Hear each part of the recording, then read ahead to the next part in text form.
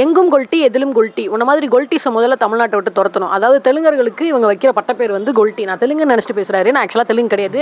நான் நிறைய வீடியோவில் சொல்லியிருக்கேன், நான் தெலுங்கு கிடையாது.